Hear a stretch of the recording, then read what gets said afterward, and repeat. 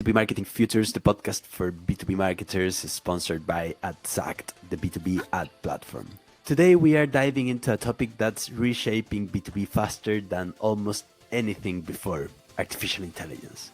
The question we'll be asking is, how do you position yourself as a winner, not a loser, in the AI revolution? We've brought together a great panel of marketing leaders to unpack how AI is actually being used inside some of the world's most innovative organizations, what's working, what's not, and where human creativity still makes the difference. Before we dive in, let's meet our guests. Welcome, everyone. Craig, maybe would you like to start and give a sentence on yourself? Sure. I'm Craig Abramson. I am a senior demand generation manager on the account-based experience team at Workday. Thank you so much. Welcome. Hi, I'm Kriya Owens. I'm the VP of Global Demand Marketing at OneTrust. Welcome. Jason, welcome. Yes, thank you. I'm Jason Stolarczyk. I'm a Senior Director of Integrated Marketing at Palo. Thank you. Hi, I'm Marco Kowiak. I'm the EMEA Head of Growth Marketing for Industry Verticals at Aon, which is a leading global professional services firm that provides risk, retirement, and health solutions. So our marketing needs to be both data informed and deeply human. So I'm very happy to join this. Awesome. Thank you all for those great introductions. Let's start simple. When we talk about AI in marketing, it can mean hundreds of different things. So how are each of you actually using AI today? Is it automation, analytics, content? I don't know. You tell me. I think you just hit the nail on the head with a wide variety of areas that we focus on. So at Workday, we have goals, individual goals around incorporating AI into our everyday work and improving our overall productivity. So I found a lot of uses for it, especially in analyzing data that would take a long time for me to get done doing it manually. I use it to streamline communications. So I'll write something that's going up the chain and there'll be several paragraphs that AI will be able to succinctly summarize in a couple of bullet points. It's much better than what I put together. But not just that, it's also in presentations and being able to create images instead of having to search and try to find the perfect image. You just describe it and it'll still come up with spelling mistakes on the words if it's included in the image, but everything else, it's so much faster to be able to just describe something and get that image right away and put it in a presentation. Yeah, I think similar to Craig, we are using it a lot for data analysis. We're also using it for upfront research, especially as we're diving into specific verticals, looking at new personas, looking at different market shifts that we're starting to see. And then how do we bridge that into content development? I think a lot of marketers are starting to use it really heavily in content development and enhancing content that already exists or starting to craft first drafts using AI.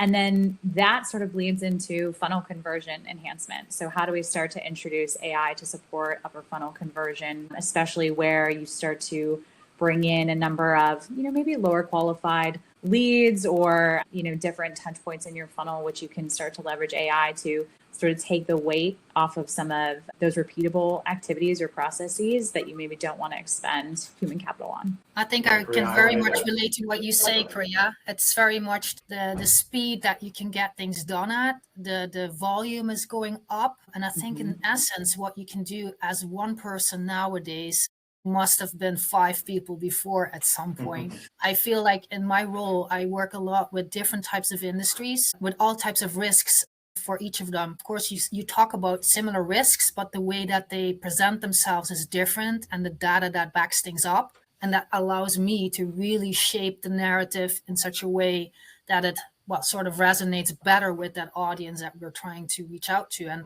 I think that's really the key thing, that you try to really be more relevant in this situation, that you can bring more data that really speaks to the person that you want to. I feel like everything else becomes more noise. I really feel like nowadays as marketers, you want to be more razor focused, not like trying to make sense and to the point, basically. And that is something that AI allows me to do, to build upon with the tools to really have that relevancy up a lot. I love the idea of using AI, and we certainly do it to break up a white page, right? To create more, to do things in a more efficient manner. I think for us, AI has just unlocked a new, I call it a wonder level. And it's this idea that not only are we able to create more and create, you touched on this a little bit, to create connections, right? How is it, how perhaps in the past, this data set hasn't connected with that data set to create an entirely new aspect to what you need to be doing, whether it's narrative work or whether it's, you know, connecting with an audience in a way that's functioning them to have a better relationship with you. So I think AI is sort of this great enabler, this sort of wonder that takes us from disconnected to connected, but also the opportunity to create essentially another team member. How do you create a different view? We'll talk about, you know, I think we'll talk about what that means later on, but I think that this other aspect to your thinking, you know, can only enhance, you know, what's your final product. I think it's interesting. It's like you feel like you have a room full of coworkers with you, and you could ask questions like, I work in demand base, and part of what I do is create models, analytic models, to try to figure out which accounts are the best accounts to go after. And then I started to ask, we use Gemini. I started to ask Gemini, what are some other use cases that I'm not thinking of? And I'll feed it all that information, and it'll come out with some ideas, some good, some bad, but it's nice to have that immediate feedback. Yeah, certainly. That feedback is amazing.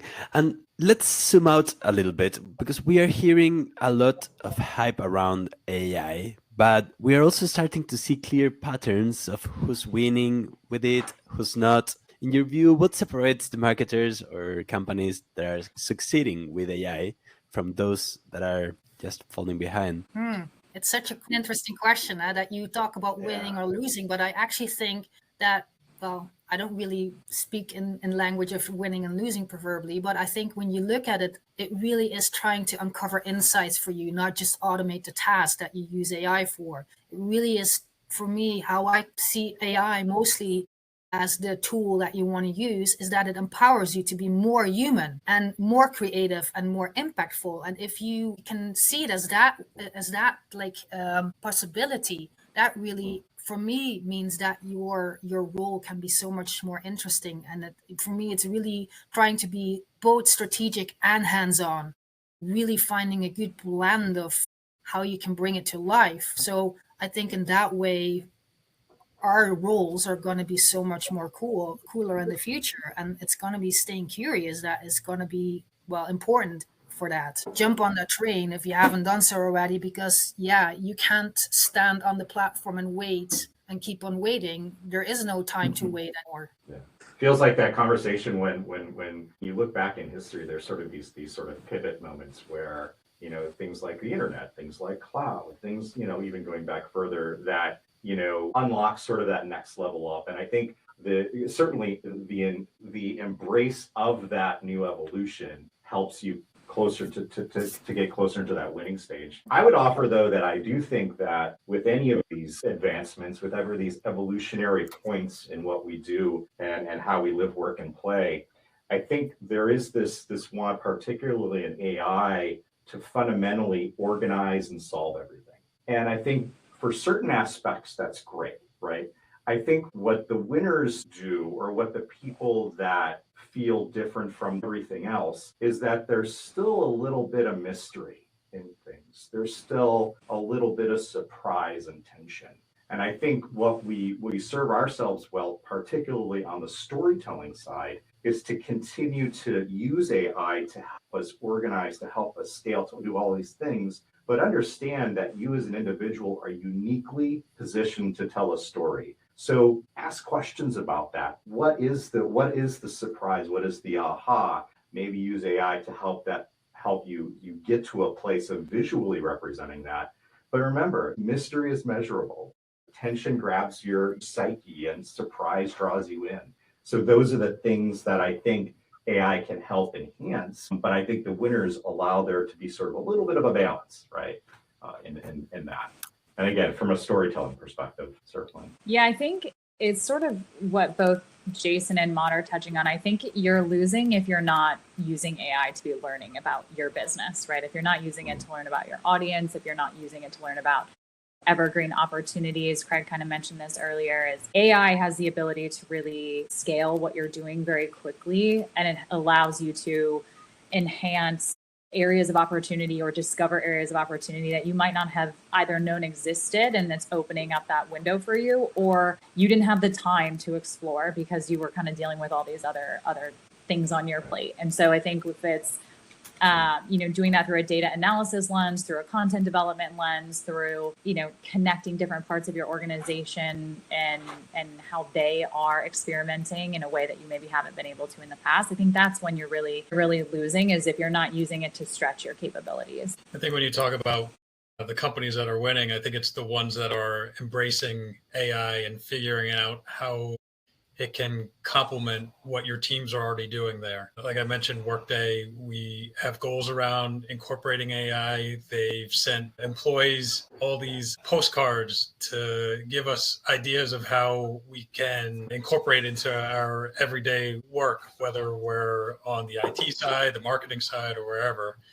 And I think just looking at the overall way that employees can then start utilizing AI in what they're doing to complement things. It's really not to replace the people on your team, but to really supplement what you're able to do and get more out of what your capabilities are at the time. Craig, if I can add to that, it really is a social experiment. We're doing similar forums where, how did you use AI? How did you solve this problem? Let me take a learning from that and apply it, and then do something wholly different. And then as a function of that, continue to evolve the capabilities of that partnership, right? It really is interesting to watch that. Yeah, I think you've raised great points. And I think one thing that I keep hearing is that AI's biggest gift might not be automation or anything, but it's time. And if we use AI to strip away repetitive work, marketers and anyone in the organization can reinvest that time into what humans do best, which is building connections, emotion, thinking creatively. Can you give examples of that into action? Can you share examples of things that you've done or you've seen that before you weren't able to do? I have an example. Go ahead, Craig. I have an example of something that used to take a week, where we would analyze the intent keywords for our specific solutions and use those intent keywords as part of our data models to try to figure out which accounts are in market. So it took me, instead of days, it took me maybe a half hour to put all the existing information into Gemini, give the instructions of what we're trying to accomplish, and then have it do deep research and come back with all of the recommendations.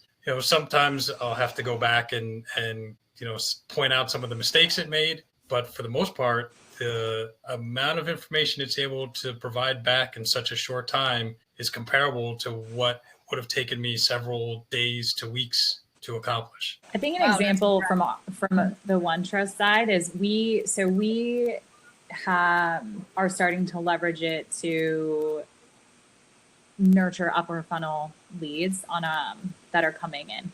And historically, we've had human SDRs doing this, and at the volume we send, it's a very challenging process for us to actually give really thoughtful, really personalized follow-ups to everyone in our lead funnel. And so we're now starting to leverage AI to do sort of this upper funnel work for what we would have considered maybe lower qualified leads. And so that's not only is that enhancing or rather giving back time to SDRs who can follow up more effectively with the higher qualified leads, they can have deeper conversations because there's not this volume pressure on top of them. But it's also allowing us from a marketing side and a business side to eliminate a variable about what might not be working, right? And it allows us the time to say, okay, well, maybe it's our messaging that's actually not really driving super qualified leads, or maybe it's, we don't know our ICP as well as we think that we do, or, we want to start experimenting with different messages, and we can leverage AI to not only do that, but to also eliminate this variable of maybe there's a human element in here that's not working. And it's not, again, replacing the SDRs. We're just allowing them to focus in an area that's actually going to make a much higher return than where we've decided to put the AI. So that's some of the ways that we've started to use it to not only give back time, as you mentioned, which is some of the most valuable delivery of AI, but also to enhance kind of how we can experiment and reduce some of the variables of what might not be working. I think this is also what we're trying to do more and more, is just to test and learn. Basically, we haven't found the holy grail and we will never find it. I think it's an ongoing thing. However, when you look at like the whole reporting structure for us, we are really putting more AI components in the whole way of looking at it, and also to see, hey, what is this data really sharing with us and telling us that we could maybe improve on? And it's very simple. Sometimes it's just really looking at the type of LinkedIn post that we've, pushed out and the result on that and what it is that we can learn from that. It really is that low-hanging fruit already that gives us so much more detailed information than you can just actually, maybe sometimes follow up on. However, just knowing that by having that insight, you have also now more time to do something with it. That maybe is the best thing for me, at least, that you feel like you have more freed up time because some of the things are taken care of by AI. We really, for instance, have so much information and insights and data, but the way that we went to market with it, or like we go to market with it, is not always that tailored. So having a tailored industry perspective was quite a challenge. I mean, it was a lot of work. And now we just basically add that layer of the industry lens by using AI. It doesn't mean that I still can do everything automated. I don't want that to begin with. I just always want to have that human review. But it really allows us to speak so much better to our clients and prospects, and having a better experience, and that it resonates better. So that time that is really well used.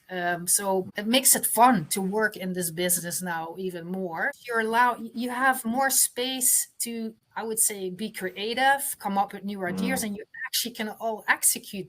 Well, all would be a great thing, but most of them, you have more time to also execute them. So yeah, for me, this is like plugging some additional batteries in, and I feel super recharged. It really is giving that experience to the next level. I want to play off that fun piece of it, because that for me is something that I'm seeing and experiencing here at Palo Alto Networks too. Is we had the great gift to work with Keanu Reeves in a above the line marketing campaign, and clearly that it enabled us to do a lot of very heavy studio work. You can imagine what the budget on something like that would be, and all of it. It was wonderful content, right? Now that relationship is ended. What we've been able to do is now we can work with folks like Ben Franklin and Marie Curie and Leonardo da Vinci, and actually have access to that sort of storytelling and bring a new sort of dynamic to that is still relevant, that's still interesting. But we have that sort of now fun layer. We have that sort of aha layer, that surprise layer that allows what we still need to have from like a recognizable celebrity sort of level, but still have that be accessible and interesting, and have a connection with the audience. And we can do more of those, right? And quicker, and at a more reasonable price level, right? So that we can spend on other things, right? I think companies, and I've seen it not only with mine, but others that allow that access, that interesting sort of different view into something that you hadn't thought about before. Perhaps even working with a personality in that way is fascinating to watch. Does it feel like that AI helps you shift from sort of execution to ideation more? I feel like we're not only executing, it's really, to me, it gives a lot of more time to also look at the first steps, and to, what you would normally only put into a brief for your agency. I actually feel like I have so much more time to work on that and the creative part of it. And then the execution will be, like, I wouldn't say easy peasy, but it's not the biggest hurdle anymore. And really the time that it's taking is shorter. Also, really knowing that you can have more time freed up for the ideation phase, it's lovely. Yeah. I think that's actually a really interesting framing, because I think that is so true. And I think you can even see that in like a really simple example, right? Like creating derivative content, right? Now you can spend a lot more time on the initial piece and the thought that is behind it, versus like creating, you have this piece and then you got to go create a bunch of derivative pieces, which almost require no thought at all. It simplifies that and puts it right in that frame. So I really like that. It's So also that's what starts to effective. feel like AI, you're not in service to AI is in service to you. So Right. you're really focused on that high impact stuff. All the other bombs and everything else that sort of drive off of that, the 3 to 5 stories that hang off of the main thing, right? Great. Exactly. We'll take care of that. It's also the fact that the learning curve is so low to start using AI. It's conversational. So whatever you want, whatever your tone is, you put that in and you get what you put in. The other day, we had a demo of Adobe Firefly that showed how each of us can use AI to create our own videos for programs that we're running. And it was just amazing to see how quickly this person was able to create this car scene where everything looks so realistic. They added sounds and everything, and things that if you needed to do that previously and needed to have all this talent come out and actually film something like that, that you could do it within what it was done within a half hour.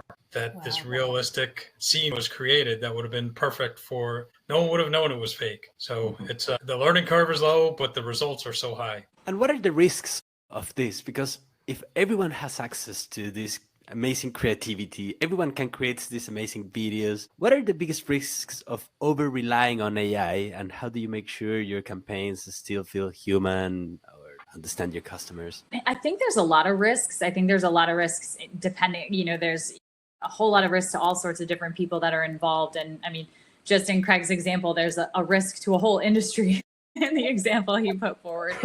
But, a lot of stunt drivers are going to be out of work.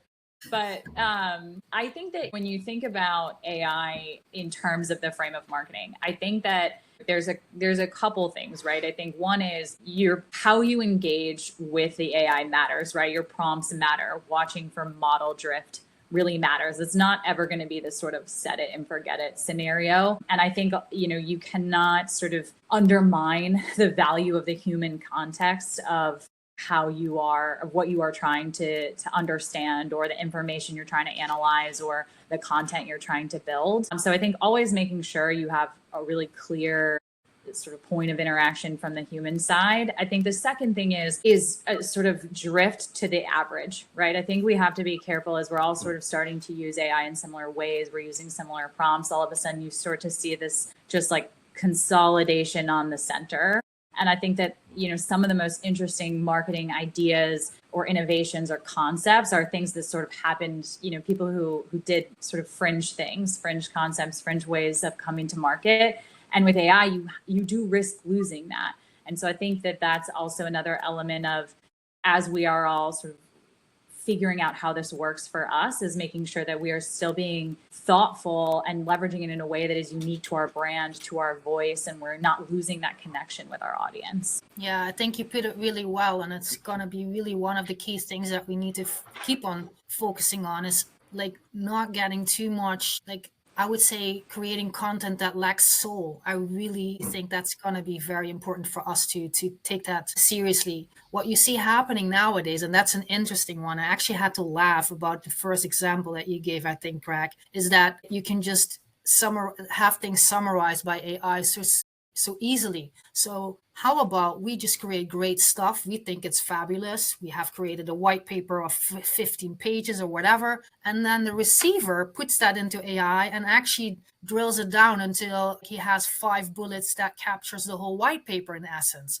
I think that's actually the key thing that we also need to keep in mind, is that we're sharing things. We're the senders. But when you look at it from the receiving end, how is that perceived? What is really valuable for that person on the receiving end? Is this really what we're going to share that with them? Or do we need to really up our game? Because they are going to use AI in a different way to summarize things and to have it like on the go. So for me, that's one of the pitfalls as well. We can be so great in creating all sorts of content. Is that what people are waiting for? Or is there something else that we need to provide our audiences with that really have value? And yeah, it's just not really about reach only. It's also about the resonance. So I really think the relevancy of what we're creating, with or without AI, should be very much the key leading factor. I'll hang out that, and Craig, your comments were interesting too, and Craig too. I think for me, it boils down to avoiding being a passive part of the just because you have this amazing tool, and continue to be active in the process, because it's one thing to hit a deadline. It's quite another to hit a heartstring. And I think you can't lose that thinking, because that's going to be the most valuable thing you pop in the market. Yeah, derivative content. Yeah, production. Well, that'll all take care of it. If you're not hitting that heartstring, all of the other stuff is not. Yeah.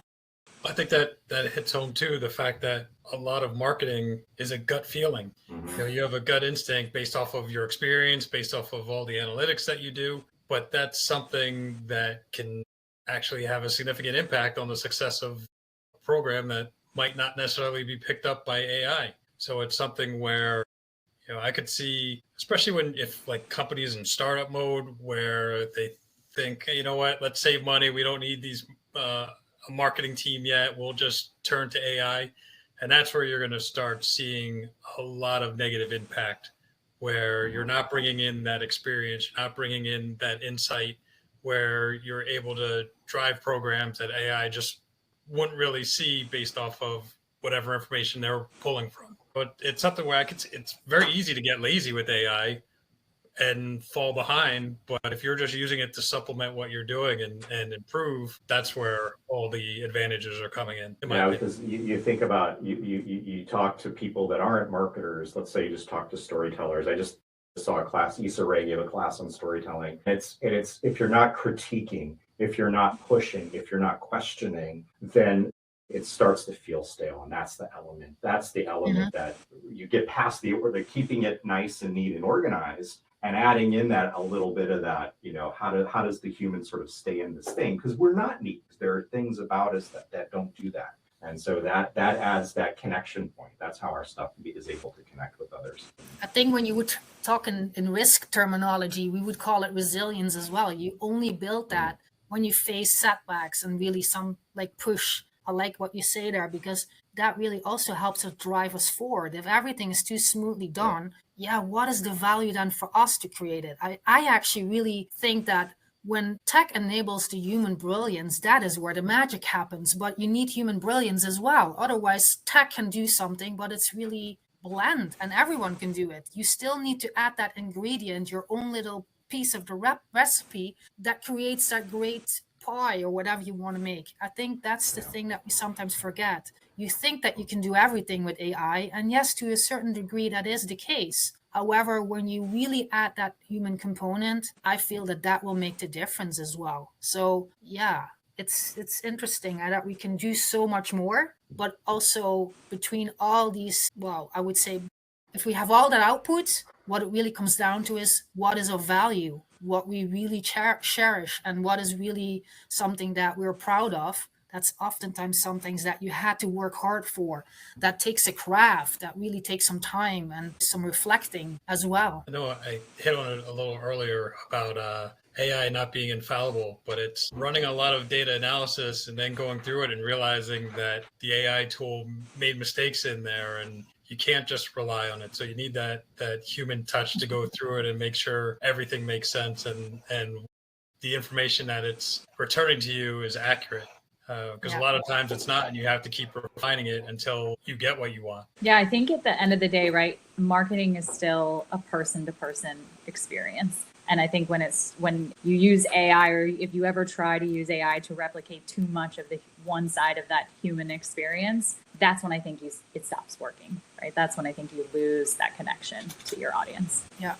Absolutely. That's a great example. And as we wrap up, I'd love to explore a more personal angle, because we've discussed so much the importance of creativity and thinking critically as well. How can marketers use AI not just to make campaigns better, but to elevate themselves, their personal brand, again, their creativity and influence inside their companies? I think, because and I think we've all said it, right? Really still very much at the beginning of what AI can do for us, how it can enhance us as individuals, how it can enhance us as teams, how it can enhance us as businesses. And I think where people are really starting to stand out or make a name for themselves is when they get really creative in how they are using it, whether it is they are leveraging tools in a way that's maybe outside of the initial scope of what that tool was supposed to be used for, or they apply it in a really creative way, or they have really interesting prompts that are giving back, really interesting insights. I think that there's this opportunity. And